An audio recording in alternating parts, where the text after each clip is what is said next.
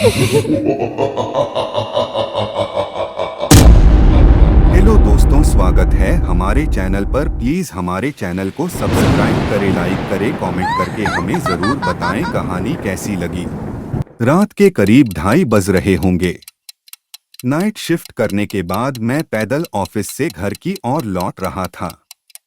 वाहन न होने के कारण बीते 1-1.5 साल से महानगर की सूनी बियाबान और लंबी सड़कें हमसाया बनकर मेरे साथ चलती रही हैं।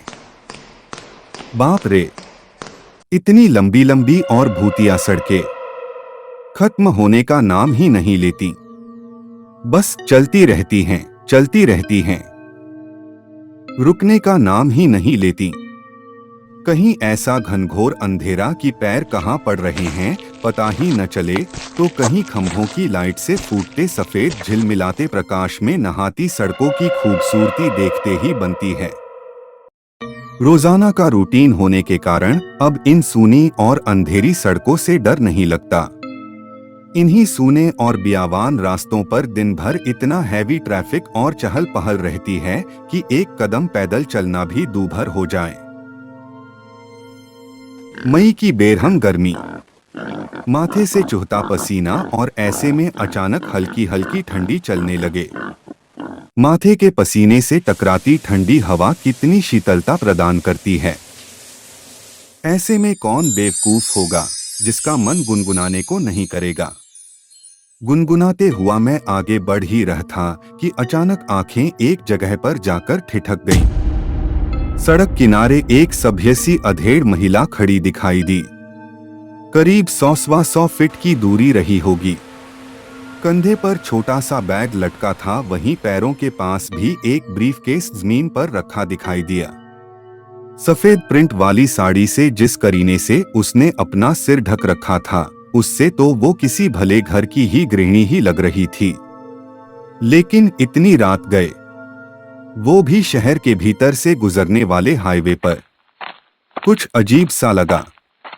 हो सकता है मायके या ससुराल वालों ने बस में बिठा दिया हो और किसी कारण बस लेट होने पर महिला को देर रात यहाँ उतरना पड़ा हो। शायद उसका घर यहीं कहीं आसपास ही होगा, या फिर शायद सवारी ऑटो या रिक्शे का इंतजार कर रही हो।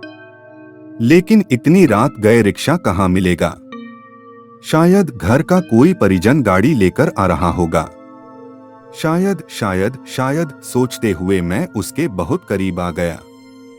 नजरों से नजरें टकराई, मगर वो जरा भी नहीं झेंपी। मेरी आंखों में बराबर देखती रही। भय का नामो निशान तक नहीं, वरना इतनी अंधेरी और सूनी रात में एक अकेली महिला। कम से कम मुझ जैसे मवाली सरीखे इंसान को देखकर तो डर ही जाए। लेकिन वो तो लगातार घूरती रही, चेहरे पर न कोई हाव न कोई भाव। हाँ, होठों पर मुस्कान बराबर जमी रही। मैं ही झेंप गया। मुझे ही नजरें हटाना पड़ी, कहीं ऐसी वैसी तो नहीं। फिर एकदम से सिर झटक दिया। होगी कोई, मुझे क्या लेना देना। मैं तेजी से कदम बढ़ाता हुआ अनजान महिला को क्रॉस कर गया। अनजाने डर और शर्म के मारे मैंने फिर पलटकर नहीं देखा। न जाने वो क्या सोच बैठे। चलते चलते मैं दूसरी सड़क पर आ पहुंचा। अब वो सड़क और महिला पूरी तरह से ओझल हो चुकी थी। कहीं कोई भूत-वूत तो नहीं थी। थोड़ी देर पहले भला लगने वाला रास्ता अब भयभीत करने लगा था। मैं जल्द जल्द अपने घर पहुंच जाना चाहता था। इसी तारतम्य में चाल में गजब की तेजी आ गई और बड़े बड़े डग भरने लगी। करीब 1.25 किमी ही चला था कि अचानक मुंह से चीख से निकल गई। वो महिला करीब 100 गज दूर उसके सामने सड़क किनारे ठीक उसी ढंग से खड़ी दिखाई दी। कंधे पर बैग और जमीन पर ब्रीफकेस। यह कब यहाँ आ गई? एक ही रास्ता तो है। न कोई गाड़ी निकली और न ही वह पैदल दौड़ती हुई मुझसे आगे निकल गई। मेरा पूरा शरीर मारे डर के पसीने से तरबतर हो गया। लगा कि आज की रात आखिरी रात है। वो भूतिया औरत कुछ देर में मुझे चबा चबा कर खा जाएगी। मैं बेतहाशा भागा। इतनी तेज की पता ही नहीं चला। कि वो औरत कब पीछे रह गई। भागता रहा और सीधे घर पर जाकर ही रुका। सांसें धौंकनी सी चल रही थीं। घर के बाहर ही कुछ पल खड़ा रहकर अपनी सांसों पर कंट्रोल किया। अगले दिन शाम करीब 5 बजे ऑफिस पहुंच गया। एक बुजुर्ग कर्मचारी को रात का सारा घटनाक्रम सुना डाला। हंसते हुए बोले, नूर चचा, अरे कहीं बूचड़खाने के पास की बात नहीं कर रहा।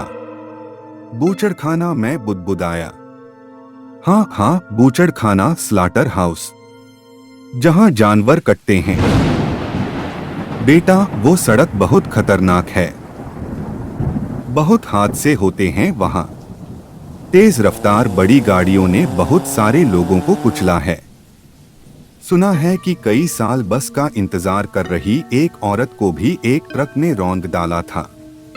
तुझे ही नहीं, बहुत सारे लोगों को दिख चुकी है। लेकिन बेटा, भली औरत की रूह लगती है, कभी किसी को नुकसान नहीं पहुंचाती। मैं हैरान था और परेशान भी। अब कैसे निकलूंगा? उस रास्ते से रात में पैदल, और एक आत्मा, औरत को रूह से सामना हुआ मेरा, वो भी भली औरत की रूह।